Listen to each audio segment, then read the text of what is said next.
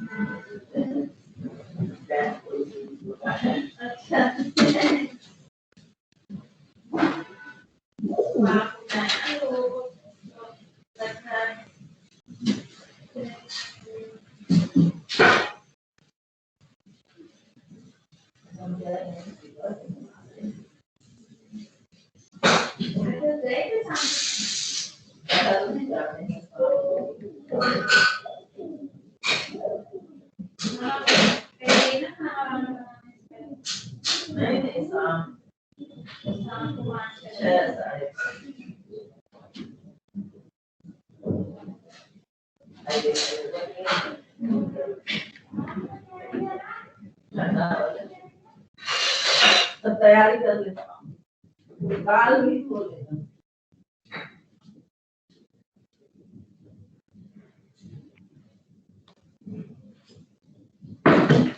साक्षी hello hello. हाँ, जी Anil sir, जी। Good morning. हाँ, good morning, good morning. Gupta ji आ गए हमारे, हाँ लगता जी, है हाँ जी, आ गए जी। Guest speaker. नमस्कार सर। नमस्कार नमस्कार। जी सर, आज थोड़ा अर्ली मॉर्निंग है तो थोड़ा सा लगता है कि कुछ लोग लिंकअप नहीं हो पा रहे हैं, है ना। तो स्टार्ट कर दें सर हम प्रोग्राम को। ठीक है सर। सबसे पहले सुप्रभात सर। मैं अनिल कुमार एसओ एनसीटी की तरफ से आपका हार्दिक स्वागत करता हूं। मैं सभी को मेरा प्रणाम। और आज मैं सबका इंट्रोडक्शन देता हूं। Professor Mishra ji Mahatma Gandhi international centre Hindi university Wardha के पूर्व कुलपति रहे हैं।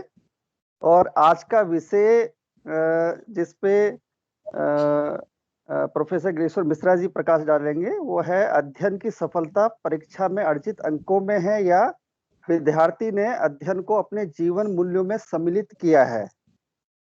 प्रोफेसर ग्रेश्वर मिश्रा जी इस विषय पर अपने विचारों से हमें लाभान्वित करेंगे। इसी के साथ में विभिन्न अध्यापक प्रशिक्षण संस्थानों से इस वेबिनार में जुड़े हुए सभी अध्यापकों, प्रिंसिपल, डायरेक्टर सभी का स्वागत करता हूं।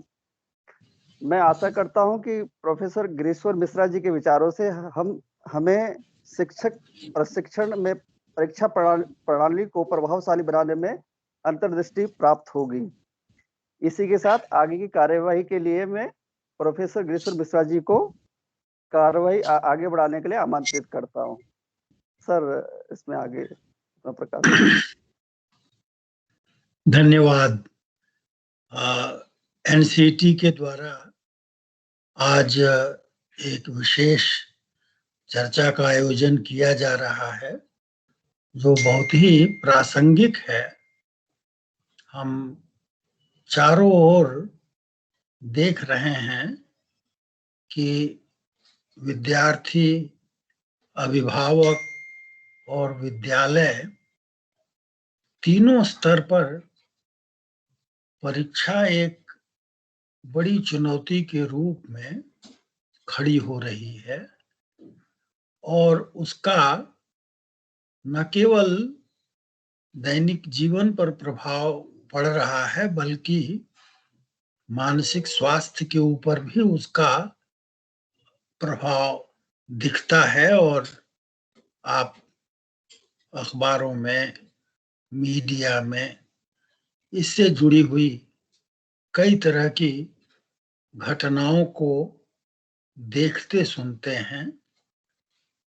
अवसाद बढ़ जाता है, चिंता बढ़ जाती है और इस तरह के दुष्परिणाम हम धीरे धीरे युवा पीढ़ी में काफी बड़ी मात्रा में देखने लगे हैं।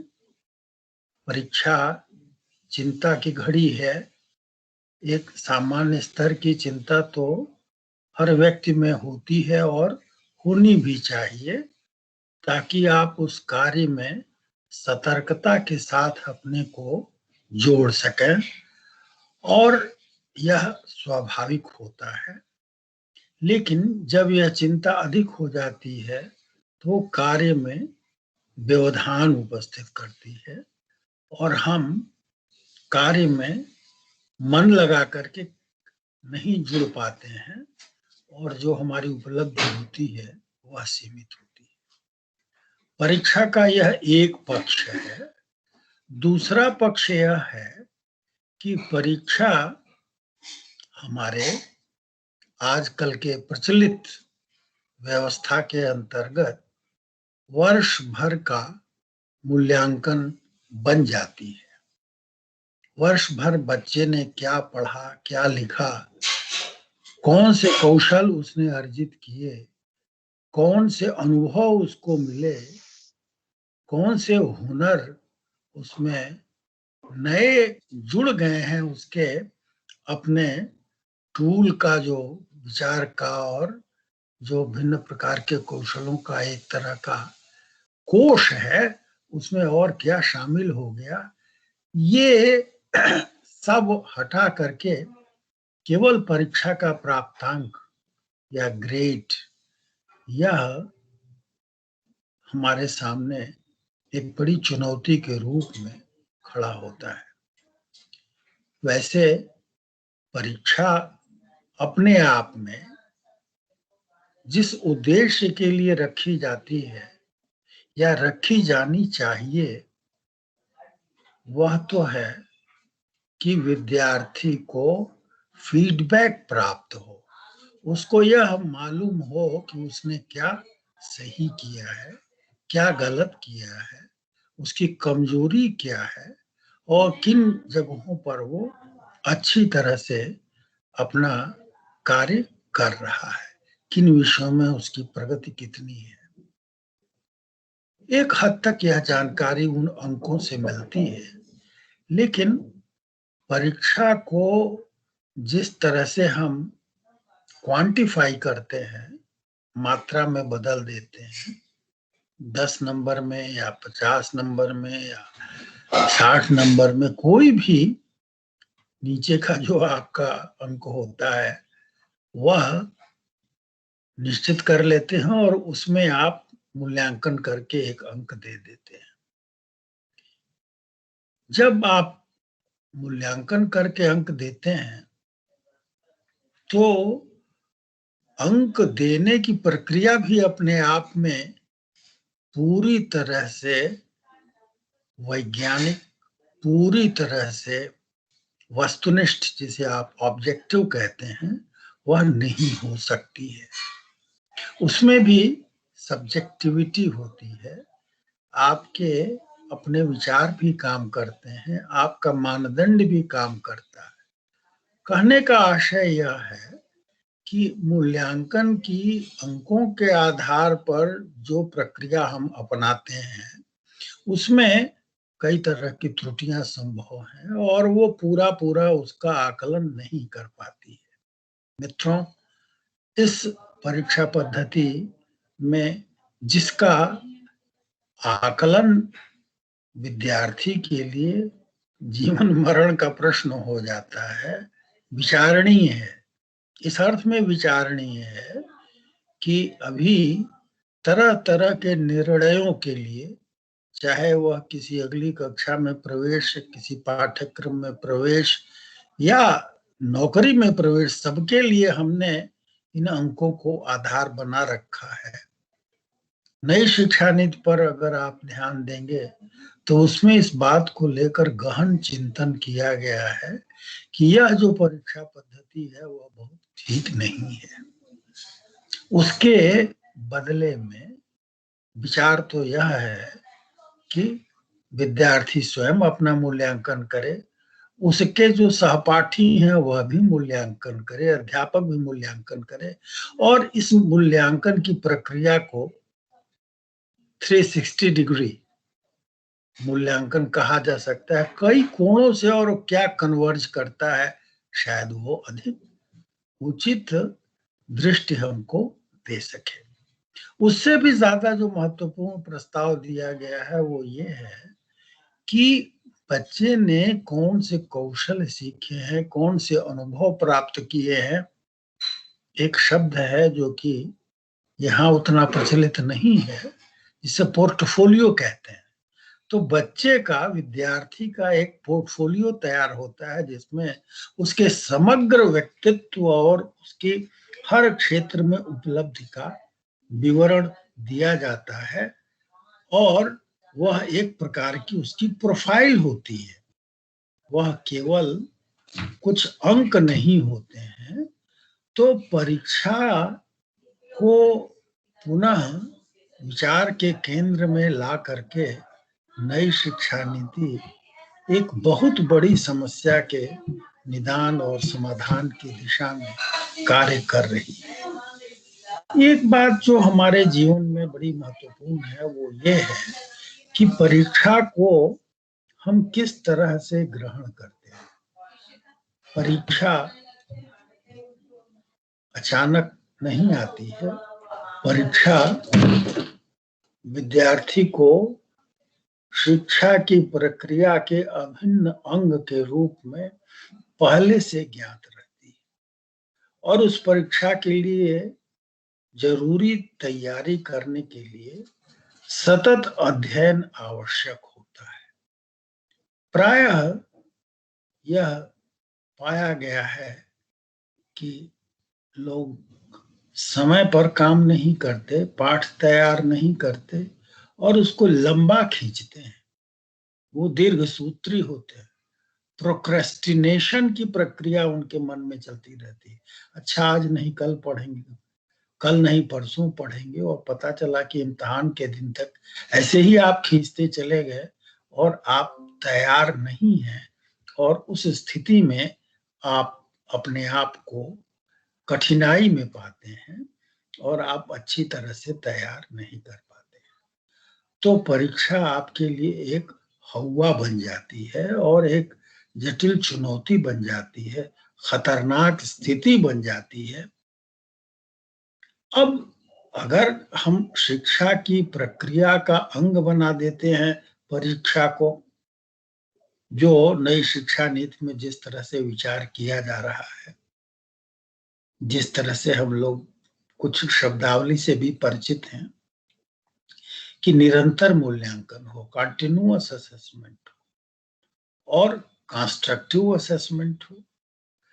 अब यह एक अध्यापकों के लिए महत्वपूर्ण चुनौती है कि इस पूरी परीक्षा की प्रक्रिया को विद्यार्थियों के उपयुक्त कैसे बनाया जाए। जो परीक्षा उसके लिए हवा बन जाती है, वह परीक्षा उसके लिए एक आनंददायी अनुभव हो जाए, ऐसा अनुभव हो जाए जिसमें वह लगे कि वह सीख रहा है। परीक्षा भी सीखने का एक हिस्सा है। अभी भी एक अर्थ में वह सीखने का अवसर प्रदान करती है कि एक निश्चित समय में आप अपनी योग्यता को प्रदर्शित करने के लिए चुने हुए प्रश्नों पर अधिकाधिक गुणवत्ता के साथ अपना निष्पादन, अपना परफॉर्मेंस दें। यह आवाहन परीक्षा का होता है, आज की जो प्रक्रिया हमारे सामने है। तो इस तरह की जो चुनौती आती है, अगर आप तैयार हैं, यदि आप विषय का अच्छी तरह से अध्ययन किए हैं, उस पद्धति का अच्छी तरह से आपने बोध किया है, कॉम्प्रिहेंड किया है, तो परीक्षा में आपको कोई कठिनाई नहीं होगी। वो परीक्षा आपके लिए सहज सामान्य अनुभव ही रहेगा। लेकिन दूसरी स्थिति है, जबकि हम इसकी उपेक्षा कर देते हैं तो यह तैयारी ठीक नहीं होती। एक बात और जो यहाँ पर विचारणीय है और एक व्यापक प्रश्न है कि अभी तक परीक्षा में जो बोर्ड की परीक्षा होती है, विश्वविद्यालय की परीक्षा होती है, आईएएस परीक्षा जो सबसे ऊंची परीक्षा कही जाती है, वह परीक्षा होती, तमाम परीक्षाओं में उनकी तैयारी का एक तरीका है कि पिछले तमाम वर्षों का आप क्वेश्चन पेपर, प्रश्न पत्र लेकर के उसे हल कर लीजिए। ठीक है, एक तरह से आप उस पूरे विषय का अध्ययन कर लेते हैं और याद कर लेते हैं। मैं इस बात पर जोर देना चाहता हूं कि परीक्षा का और याद करने की, मेमोराइजेशन की जो आपकी क्षमता है, उससे बड़ा निकट का रिश्ता बन चुका है। आप थोड़े खराब शब्दों में कहें कि जो कुछ आपने अपने अंदर आत्मसात कर रखा है, उसको बाहर कर देते हैं। आप परीक्षा में रोट मेमोराइजेशन की सबसे बड़ी भूमिका है। याद करके एक निश्चित क्रम में किस तरह से उसे प्रस्तुत करना है, ये अगर आपने कर दिया तो जो जैसे था उसको उसी तरह से आपने रख दिया। तो यहाँ पर ज्ञान उतना महत्वपूर्ण नहीं है, ज्ञान का उपयोग उतना महत्वपूर्ण नहीं है, ज्ञान के बारे में विचार की शक्ति उतनी महत्वपूर्ण नहीं है। सृजनात्मकता उतनी महत्वपूर्ण नहीं है जितना कि जो सामग्री पुस्तक में जैसे दी है, अध्यापक ने जैसे पढ़ाई है, कॉपी में या पुस्तक में जिस तरह से उसको जिस क्रम में रखा गया है, उस क्रम में आप पुनः उसे उपस्थित कर देते हैं, ज्यों की त्यों धरी दीन्ही चदरिया। तो परीक्षा का यह जो स्वरूप हमारा है वह इस पर बल देता है कि जो सामग्री आपने अध्ययन करने के समय देखी थी, पढ़ी थी, उसको पुनः आप प्रस्तुत कर दीजिए और उसी की तुलना करके कि कितना ठीक आपका रिप्रोडक्शन है, कितना ठीक आपका पुनरुत्पादन है, उसका मेल करके सही और गलत का जवाब निकाला जाता है। इस पूरी प्रक्रिया में विद्यार्थी की जो सृजनात्मक क्षमता है वह कहीं उपेक्षित हो जाती है, उसके उपयोग करने का अवसर भी नहीं प्राप्त होता है कि वह नए ढंग से किसी नवाचार का कैसे उपयोग कर सकता है। तो ये परीक्षा की एक वास्तविकता है जिससे हम सभी जूझ रहे हैं। यहाँ पर यह भी बात का देना जरूरी होगा क्योंकि हमारे श्रोता वर्ग में अध्यापक हैं, प्रशिक्षक हैं और प्रशिक्षण संस्थानों से जुड़े हुए लोग हैं कि हम यह भी विचार करें कि परीक्षा में प्रश्न तो पूछे जाते हैं, अब निरंतर हमारी जो प्रक्रिया है वह बदलती चली जा रही है और वह ऑब्जेक्टिव प्रश्न जिसे आप वस्तुनिष्ठ प्रश्न कहते हैं कि एक मूल प्रश्न होता है और उसके 4 उत्तर होते हैं और उनमें एक सही होता है और 3 गलत होते हैं, आपको यह चुनना होता है। यह कई दृष्टियों से बड़ा सुंदर है क्योंकि यह सब इस तरह की शीट तैयार हो सकती है जो कि बड़ी आसानी से गणना करके प्राप्तांक आपको दे दे और आप परीक्षा फल तुरंत निकाल दें। ये सभी सुविधा तो है, लेकिन इस पूरी प्रक्रिया में क्या दृष्टिकोण विकसित हो रहा है वह शिक्षा के लिए बड़ा ही प्रदूषण वाला है, पॉल्यूट करने वाला है। 4 में से एक तो सही है और वह गैस भी कभी कभी सही हो जाता है, तो आपको ज्ञान हो या न हो और आप उसको सही उत्तर दे सकते हैं। यह भी एक विचारणीय प्रश्न है कि प्रायः इस तरह के प्रश्नों में बड़ा प्रयास किया जाता है कि रिकॉल करने के, प्रत्यावाहन करने के अलावे अन्य तरह के तर्क करने के, अंडरस्टैंडिंग, समझदारी के या उसके उपयोग के, एप्लीकेशन के भी प्रश्न पूछे जाएं, पर यह बनाना बड़ा सरल नहीं है और उसे मल्टीपल चॉइस प्रश्न में रखना और भी कठिन कार्य है। हम लोग जो विस्तृत लेख के रूप में उत्तर लिखने की प्रक्रिया थी वह धीरे धीरे छोड़ते चले जा रहे हैं। जो सब्जेक्टिव थी और व्यक्ति को अपने विचारों को लिखित रूप में अभिव्यक्त करने का अवसर प्रदान करती थी। यहाँ तक कि जो नेशनल एलिजिबिलिटी टेस्ट है, NET, नेट, वहां भी अब अध्यापक की योग्यता आपको मिल गई और आप पूरा वाक्य नहीं लिख सकते हैं। सारे के सारे प्रश्न जो हैं वो ऑब्जेक्टिव हैं और आप उसको सिद्ध कर दीजिए और उसमें सिद्धि आपको मिल गई तो आप अध्यापक हो गए। तो ये हमारे लिए एक विचारणीय प्रश्न है कि NET, नेट या इस तरह के और भी जो परीक्षा के विषय हैं उसमें क्या पूरी तरह से उसे हम ऑब्जेक्टिव रख करके अपना जो गुणवत्ता का प्रश्न है उसका उत्तर दे पा रहे हैं। यह एक विचार के लिए प्रश्न मैं आपके सामने रखना चाहता था कि किस तरह के प्रश्न तो पूछेंगे आप, उसकी जरूरत होगी। शायद यह संतुलन बनाना बड़ा आवश्यक है कि अभिव्यक्ति की शैली, उसकी क्षमता भी नापने की आवश्यकता होती है। तो परीक्षा के क्रम में कई प्रकार के सुधार अपेक्षित हैं और वह नई शिक्षा नीति के अंश हैं और कई जगह उस पर विचार चल रहा है।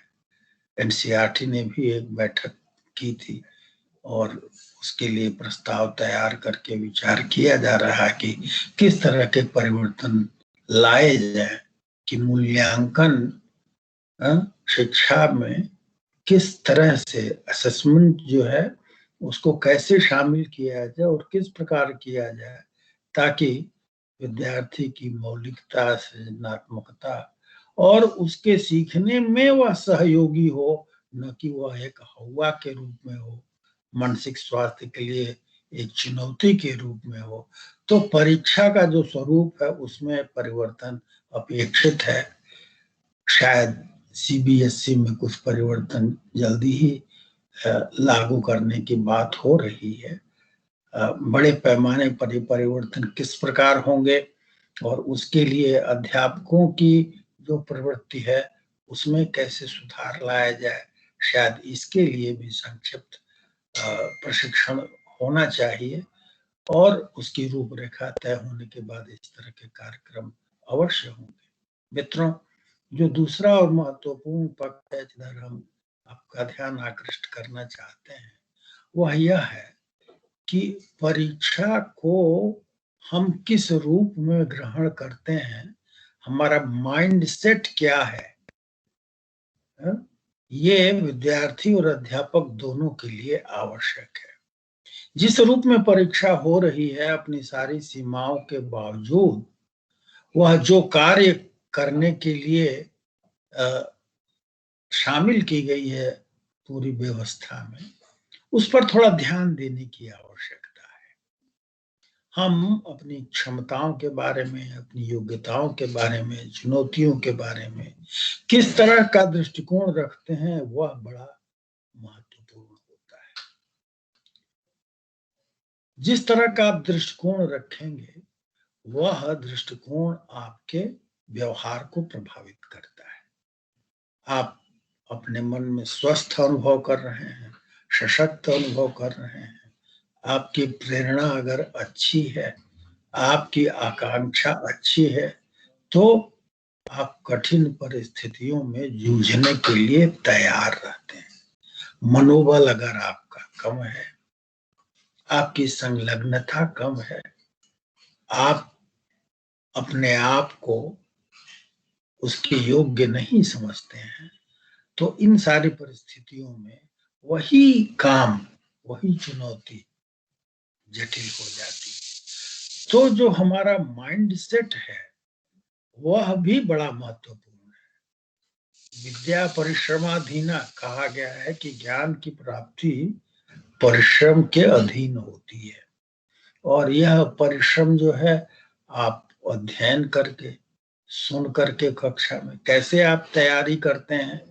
आप कक्षा में विद्यार्थी जब पढ़ता है, बैठ करके सुनता है, कॉपी में लिखता है, जो बताया जा रहा है उसको समझने की कोशिश करता है, अपने जो सहपाठी हैं उनसे वह डिस्कस करता है, उसका विश्लेषण करता है और फिर उस तरह के प्रश्नों के ऊपर पुनः मंथन करता है। तो श्रवण भी हो रहा है और मनन भी हो रहा है, चिंतन भी हो रहा है। यह एक सतत लगातार चलने वाली प्रक्रिया है। हम परीक्षा को केंद्र मान करके और सारे कार्य को उसी के प्रति समर्पित कर देते हैं। आज यह एक कठिन चिंता की बात बन चुकी है कि परीक्षा ही शिक्षा के केंद्र में हो गई है। परीक्षा महत्वपूर्ण है, लेकिन ज्ञान की प्राप्ति, कौशल को अर्जित करना, यह शिक्षा का उद्देश्य होना चाहिए था।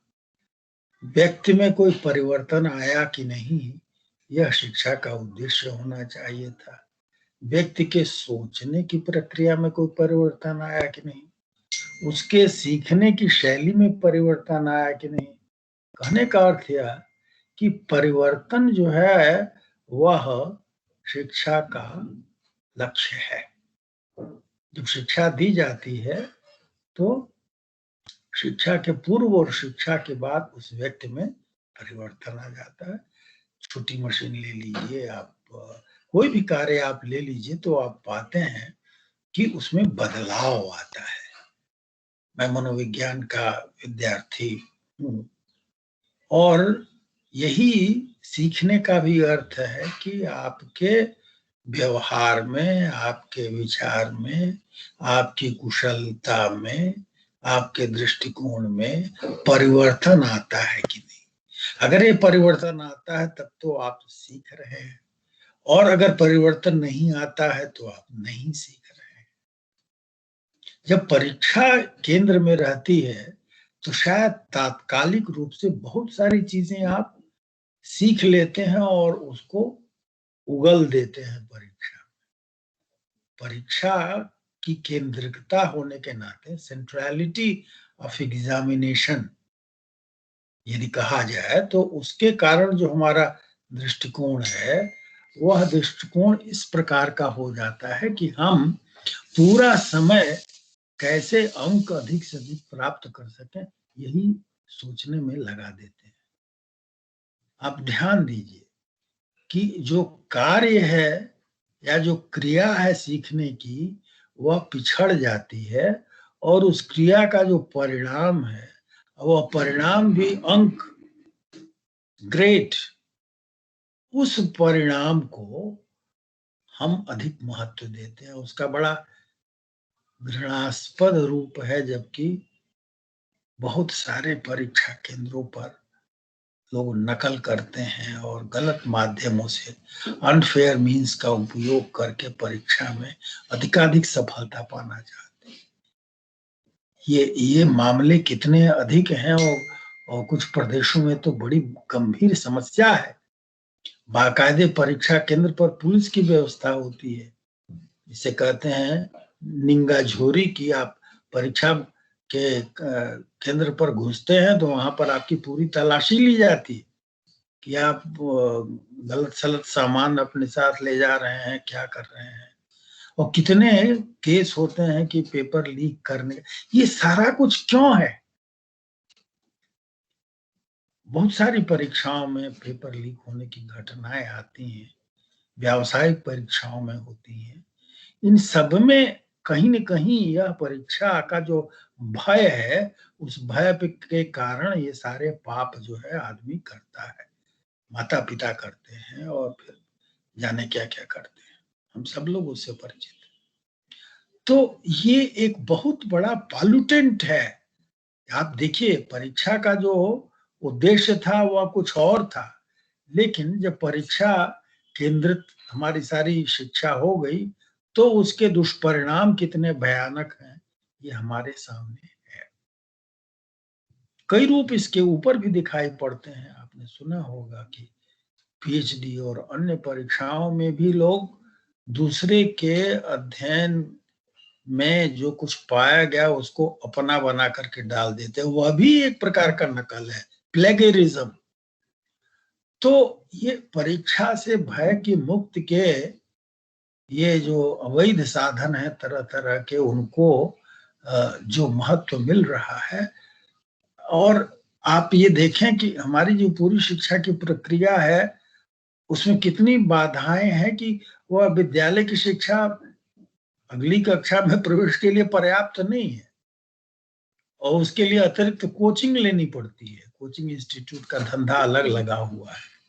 तो हमारी पूरी जो शिक्षा की प्रक्रिया है उसमें कहीं गंभीर परिवर्तन ले आने की जरूरत है कि ये सारे द्वितीय श्रेणी के जो उपाय किए जाते हैं, तृतीय श्रेणी के उपाय किए जाते हैं कि परीक्षा में अधिकाधिक अंक मिल सके, इसको ध्वस्त किया जा सके, इनको दूर किया जा सके, इनसे बचा जा सके।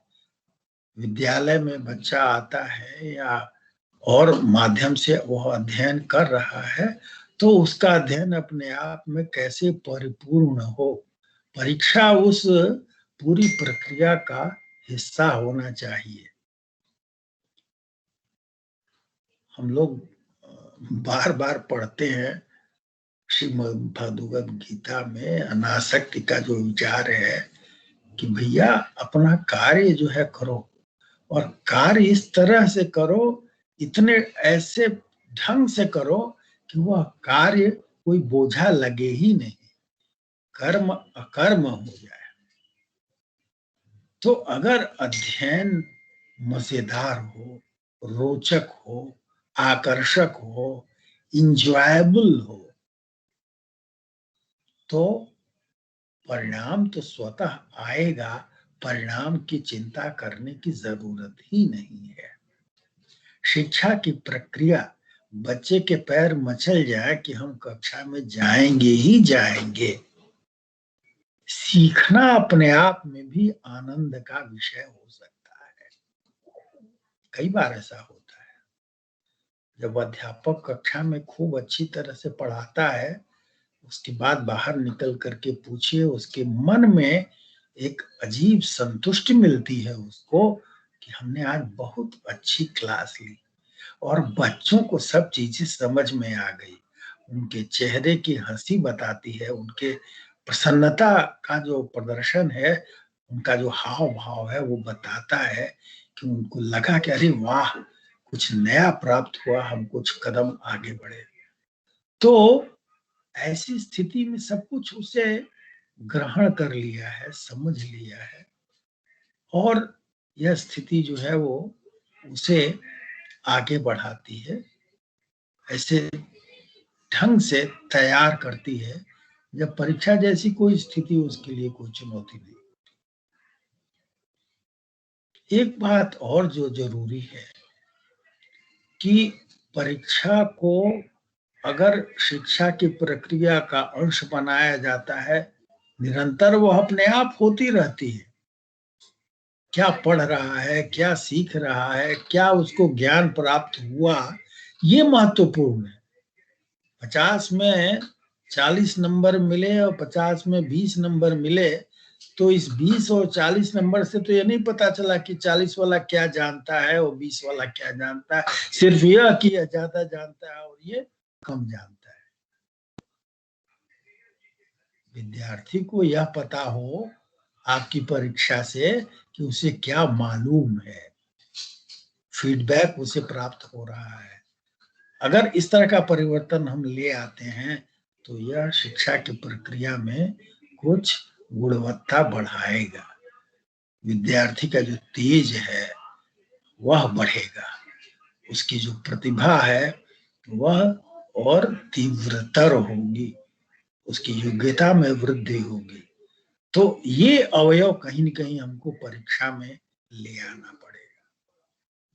यह भी जोड़ने की बात है कि परीक्षा के प्राप्तांक और जीवन में सफलता दोनों के बीच में यदि आप कॉरिलेशन निकालें, दोनों के बीच में आप सहसंबंध ज्ञात करें, तो आप पाएंगे कि सकारात्मक संबंध तो है, लेकिन 1-to-1 करेस्पॉन्डेंस नहीं है कि जो बड़े अच्छे अंक वाले थे वह जीवन में भी उतने ही सफल हुए। आप एक नहीं, हजारों, सैकड़ों, लाखों आप ऐसे उदाहरण पाते हैं, जबकि जीवन की यात्रा में व्यक्ति कहीं ऊपर चला जाता है और प्राप्तांक में वो कहीं पीछे था। जो ज्यादा अंक वाले हैं वो कहीं पीछे रह जाते हैं और कम अंक वाले ऊपर चले जाते हैं। यह तालमेल कैसे होता है? जीवन की सफलता न तो पूरी तरह से बौद्धिक योग्यता पर निर्भर करती है, न प्राप्तांक पर निर्भर करती है, वह बौद्धिक योग्यता के साथ ही साथ आपकी सांवेगिक परिपक्वता पर भी निर्भर करती है। आजकल एक शब्द बड़ा प्रचलित हुआ है जिसे इमोशनल इंटेलिजेंस कहा जाता है, कि आप अपनी भावनाओं को समझिए, आप दूसरों की भावनाओं को समझिए, आप अपनी भावनाओं की अभिव्यक्ति किस तरह करते हैं, आप अपनी भावनाओं पर अपना नियंत्रण कितना रख पाते हैं। जो आईक्यू है या बुद्धि लब्धि है, जो प्राय संज्ञानात्मक बुद्धि को, इंटेलेक्टिव कैपेसिटी को द्योतित करती है, वह आपको एक हद तक ही ले जा पाती है। उसके आगे की यात्रा के लिए आवश्यक है कि आप अपनी भावनाओं को समझें। गुस्सा करना तो सबको आता है, लेकिन कब, कितना और कैसे गुस्सा किया जाए यह थोड़े लोगों को आता है, और जिसको यह आ गया वह सफल हो जाता है, सफल नेता हो जाता है, सफल अभिभावक हो जाता है। और जो कभी भी कहीं भी किसी भी तरह अपने गुस्से को व्यक्त करता है वह दुखी रहता है, लोग उसके साथ नहीं रहते और वह अपने जीवन में अधिक आगे नहीं बढ़ पाता है। सफलता के लिए केवल बौद्धिक क्षमता और प्राप्तांक ही नहीं जरूरी है, उसके लिए यह भी जरूरी है कि भावनात्मक कुशलता कितनी है, सांवेगिक योग्यता आपकी कितनी है, अर्थात अपनी भावनाओं को समझना, उनको उचित रूप से अभिव्यक्त करना, यह भी उतना ही महत्वपूर्ण है। इसके बहुत सारे अध्ययन हुए हैं जो यह बताते हैं कि जीवन में आगे वही बढ़े, उपलब्धि के शिखर तक वही पहुंच पाए जिनमें इमोशनल इंटेलिजेंस, सांवेगिक बुद्धि जो है वह मौजूद थी। मैं इसका उल्लेख इसलिए कर रहा हूं कि विद्यार्थी को मन में यह भाव अपने रखना चाहिए कि उसकी जो योग्यता है उसका मापन सिर्फ प्राप्तांक नहीं है, सिर्फ परीक्षा नहीं है। जब ज्ञान कार्य में परिणत होता है, ट्रांसलेट होता है, जब आप कोई सिद्धांत जानते हैं लेकिन उस सिद्धांत का प्रयोग में या किसी परिस्थिति विशेष में उपयोग आप कैसे करते हैं, यह आपके लिए अधिक महत्वपूर्ण होता है। और आपके जीवन में सफलता इस पर निर्भर करती है कि किस तरह से आप अपनी योग्यता को परिस्थिति विशेष में या जो चुनौती या जो प्रॉब्लम है वहां पर अप्लाई कैसे करते हैं। यह केवल छोटी छोटी परिस्थितियों के लिए ही नहीं, समग्र जीवन को भी यदि आप देखें तो आगे बढ़ने के लिए यह आवश्यक होगा कि आप इस पर भी विचार करें कि किस तरह से आप अपनी योग्यता, क्षमता का उपयोग करते हैं। मैं समझता हूं कि हमारी जो पढ़ाई लिखाई की व्यवस्था है, जहां पर याद करने पर बल है, उसके पुनरुत्पादन पर बल है और उसी में कितना चमत्कार कर सकते हैं, इसी पर बल अध्यापक और विद्यार्थी का होता है। यह कहीं हमको जो उस ज्ञान को उपयोग में ले आने की प्रवृत्ति है, किन किन परिस्थितियों में हम उसका एप्लीकेशन कर पाते हैं, ये अधिक महत्वपूर्ण होता है। मित्रों, हमें कहीं न कहीं विद्यार्थी के मन में यह भाव डालना होगा कि परीक्षा ही न तो पूर्ण मूल्यांकन है और न परीक्षा का परिणाम ही जीवन का अंतिम लक्ष्य है, या कि वह परिवर्तित नहीं की जा सकती है। एक नहीं अनेक उदाहरण आपके सामने हैं जिनका उल्लेख करना आवश्यक नहीं समझता मैं। पर यह बहुत स्पष्ट है कि आप परिस्थिति का चार्ज अपने हाथ में लीजिए। आप परिस्थिति का मूल्यांकन कैसे करते हैं, माइंडसेट आपका क्या है। एक शब्द है जिसे हम कहते हैं रेजिलियंस, जिसका अर्थ हिंदी में मैं कहूं तो जुझारूपन है, कि आप में कितना जुझारूपन है। कठिन परिस्थिति हो तो कठिन परिस्थिति आपको चुनौती वाली लग सकती है, आप मौका छोड़ के भाग सकते हैं, या आप उस चुनौती को स्वीकार करके और उसके समाधान के लिए आगे बढ़ सकते हैं। तो जब आप में रेसिलियंस या प्रतिकार करने की, जुझारूपन की क्षमता यदि है, तो आप उस कठिन परिस्थिति को भी पार कर जाएंगे। सरल परिस्थिति को तो आप पार कर ही जाएंगे।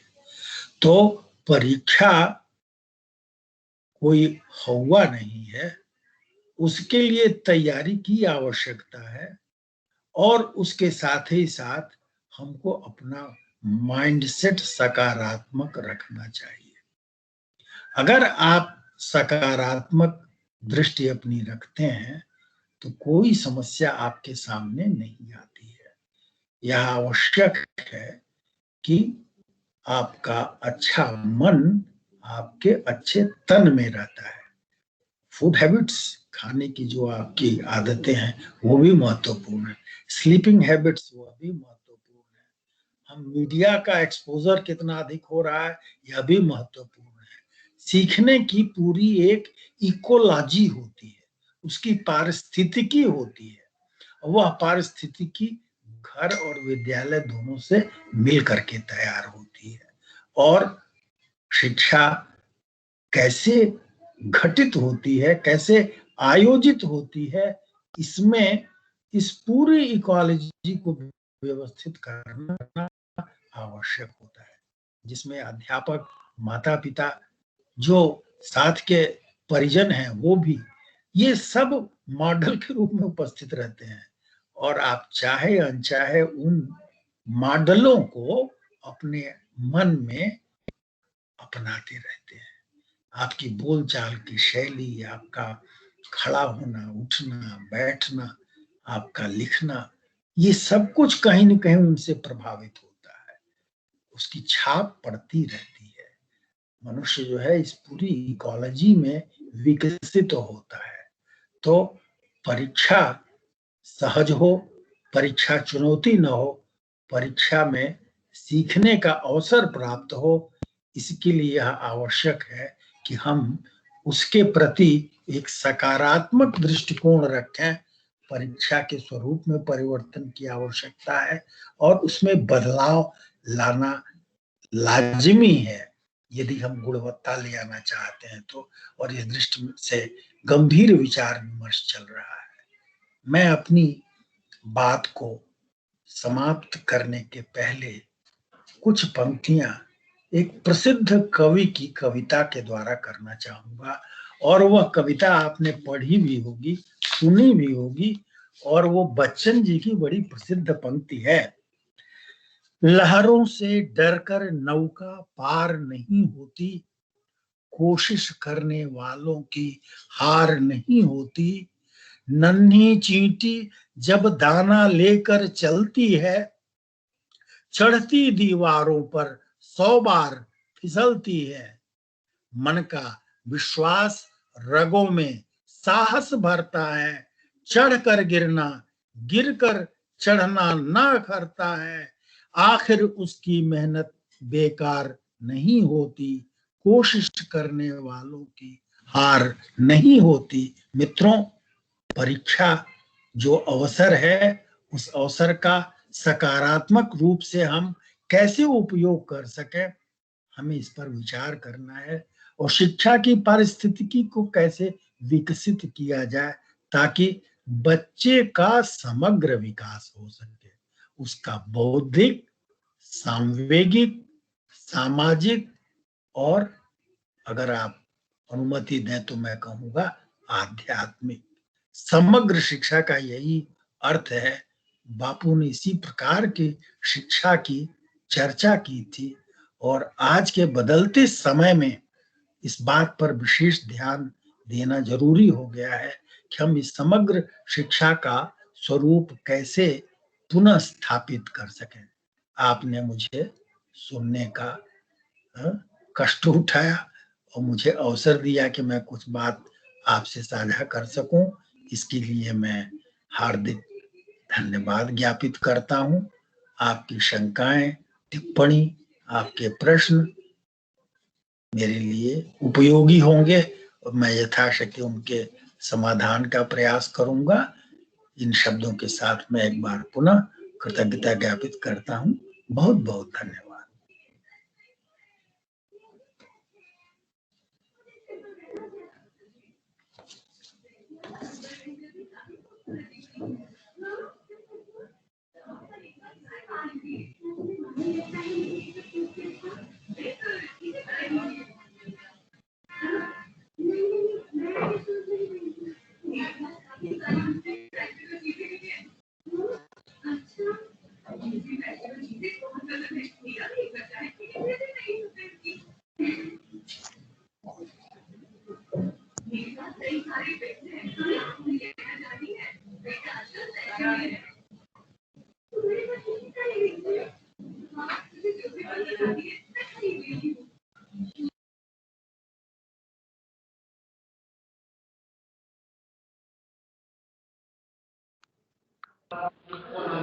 Anil sir, kindly unmute yourself. Sorry. हाँ, आवाज आ रही है अब? Yeah, you are audible, sir. जी। मैं आज का दिन हमारे लिए बहुत शुभ है। मैं आज का दिन बताना चाहता हूं कि आज का दिन हिंदी मातृभाषा दिवस मनाया जाता है। इस दिवस के लिए भी शुभकामनाएं सभी श्रोतागणों को। मैं प्रोफेसर गिरीश्वर मिश्रा जी को उनके ज्ञान के लिए धन्यवाद करता हूं। आशा करता हूं कि भविष्य में भी हमारा एनसीटी का और हमारे सभी श्रोतागण हमारे शिक्षक प्रशिक्षण संस्थानों के लिए इसी तरह से मार्गदर्शन करते रहेंगे। और हम और भी बड़े वेबिनार, आज हमारा पहला वेबिनार है परीक्षा पे चर्चा में और समय कम मिला, लेकिन इसके बावजूद भी प्रोफेसर साहब ने हमें ज्ञानवर्धक बातें बताई हैं और हम बहुत बड़े पैमाने में इसको करेंगे और हम आशा करेंगे कि प्रोफेसर साहब बार बार हमारा मार्गदर्शन करते रहें। मैं आशा करता हूं कि वेबिनार में उपस्थित सभी श्रोतागण प्रोफेसर मिश्रा जी के ज्ञान से लाभान्वित हुए होंगे। वेबिनार से जुड़े समस्त संस्थानों से आए महानुभावों को भी मैं हृदय से स्वागत करता हूं। आशा करता हूं कि प्रोफेसर मिश्रा जी द्वारा दिए गए वक्तव्यों का अनुसरण करते हुए संस्थानों में परीक्षा प्रणाली को प्रभावशाली बनाने का प्रयास करेंगे और उनकी बातों का जो उन्होंने बातें बताई हैं आज, उनकी बातों का अनुसरण अपने अपने संस्थानों में जरूर करेंगे। मैं प्रोफेसर मिश्रा जी द्वारा व्यक्त की गई 2-3 बातों का जिक्र करना चाहूंगा। उन्होंने जैसे बताया कि मूल्यांकन में अभिव्यक्ति शैली को कैसे शामिल किया जाए, ये बहुत जरूरी है। इसके लिए जो अध्यापक और स्टूडेंट का समन्वय होते हुए हमारे सभी संस्थान इसको अपने अपने स्तर पर भी इसको कार्यान्वयन कर सकते हैं। इसका सबसे बेस्ट एग्जाम्पल जो मैं समझता हूँ युधिष्ठिर का है, जिन्होंने एक लेसन सीखने के लिए एक जो उनका था कि हमें सत्य बोलना चाहिए, उसी को गुरु के साथ अपना सभी जो छात्र थे सभी ने एक ही दिन में उसको पढ़ लिया और उन्होंने कई दिन लगाते हुए जब तक उसका अनुसरण नहीं किया, उसको अपने जीवन शैली में नहीं लाए, तब तक उन्होंने उस पाठ को आगे नहीं बढ़ाया। तो गुरु और शिष्य की जो उसमें अभिव्यक्ति हुई, उसकी अभिव्यक्ति का जो अनुसरण आगे और वो बहुत महान राजा बने जिनका हम सब अनुसरण करते हैं। और इसी के साथ जो प्रोफेसर मिश्रा जी ने कहा कि ज्ञान की प्राप्ति में परिश्रम शामिल है, जिसमें श्रवण है, मनन है, चिंतन है, इनका समन्वय होता है। ये सभी बातें हमें अपने स्तर पे सभी संस्थानों पे लागू करनी चाहिए और इसके लिए कोई परीक्षा बोर्ड की जरूरत नहीं होती है जिसमें कि हमें कोई परीक्षा के लिए ही जाना पड़ेगा। अगर ये छोटी-छोटी बातें गुरु शिष्य प्रणाली में परीक्षा स्तर अपने व्यक्तिगत स्तर पर ही इनका जो है अनुकरण किया जा सकता है। मैं इसी के साथ ज़्यादा समय ना लेते हुए प्रोफेसर साहब का दोबारा बहुत-बहुत धन्यवाद करता हूँ और प्रोफेसर साहब से गुज़ारिश करता रहूँगा कि हमारा एनसीटी का मार्गदर्शन हमेशा करते रहेंगे और बहुत ही कम समय में उन्होंने हमें कल मुझे अच्छी तरह ध्यान है कि कल रात को ये बात हुई थी शायद 11-12 बज गए थे और हमने सोचा भी नहीं था कि और क्योंकि हमें ये करना था आज पहला प्रोग्राम और आज इतना शुभ दिन है मातृभाषा दिवस तो उसमें शुभारंभ हम आपके द्वारा ज्ञानी जन से ही करना चाहते थे और जिसके लिए हम बहुत-बहुत धन्यवाद देते हैं आपका। मैं इसी के साथ जो है आप सभी को आपका दिन शुभ हो।